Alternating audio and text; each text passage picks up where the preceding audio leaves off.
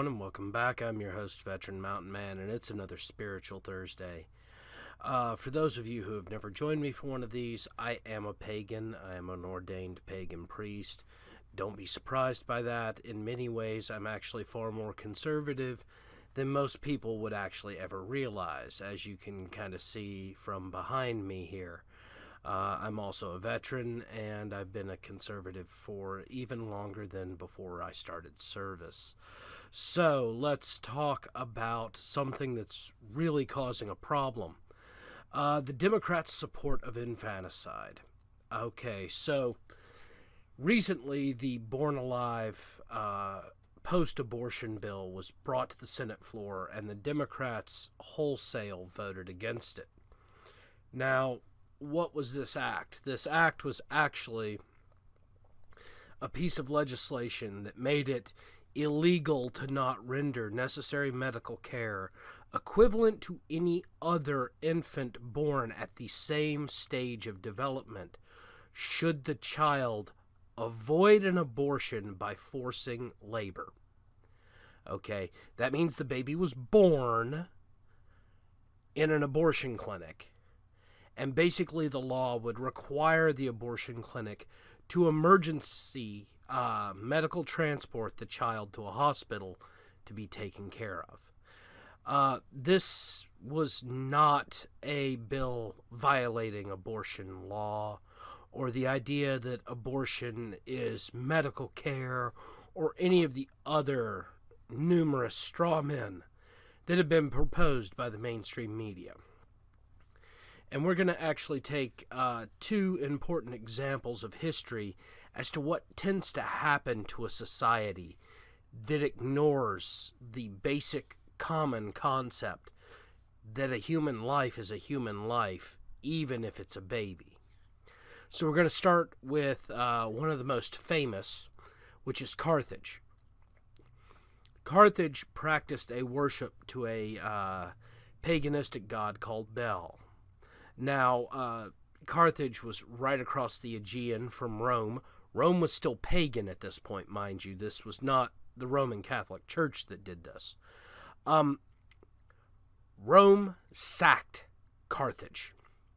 Now, Carthage had attacked Rome several times.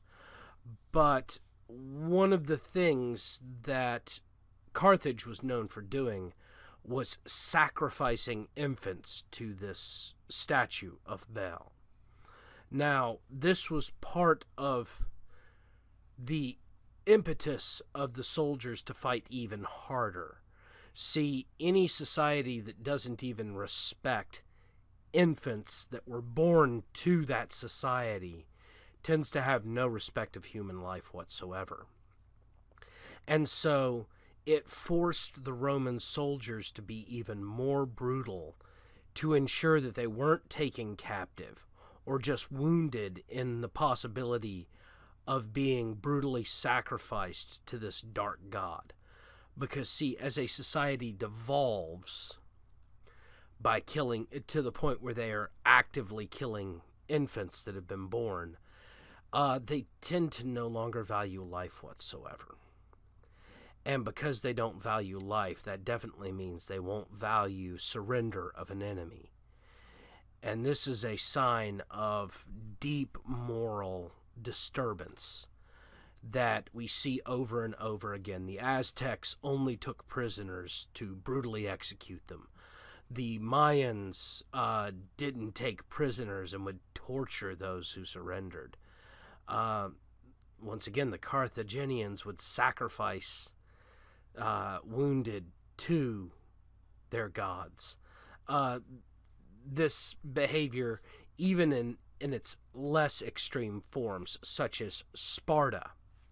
Yes, that's right, the infamous Spartans, the great Greek warriors, would expose children that were felt to be puny or weak or incapable of becoming a full Spartan citizen.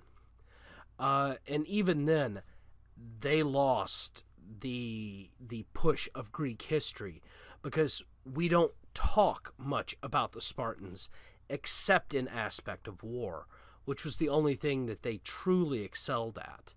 Instead, we talk mostly about the Athenians and the Myrmidons and the Macedonians and even the Cretans, who were all other Greek nations that didn't practice infanticide. See, human beings in their entire existence have realized that infants are the next generation. If we are going to allow the slaughter of individuals who haven't done anything, then we are no longer going to be a society, because we will devolve into anarchy from that point. And this bill would have instantiated that into law. Now, I'm going to leave a link to the bill in the description below. If you want to read it over yourself, please, please, please do that. If you know somebody trying to create straw men about the bill, you can pull the bill up, print off the synopsis, and have them read it. Because this is something that we should be doing. The mainstream media has perverted the view of politics in this country, and we as citizens need to get back to this communal discussion level of politics that actually initiated the rebellion of the United States and the founding of this country. Well, thank you all again for joining me. Please don't forget to like and subscribe, or follow and thumbs up on BitChute. Also, don't forget to check out where I publish my Spiritual Thursdays at unapologeticpagan.com, the premier source for conservative pagans on the internet. And also make sure you check out the actual creator and founder of unapologeticpagan.com, which is The Unapologetic Pagan on YouTube. Thank you all, and have yourselves a beautiful, beautiful Thursday.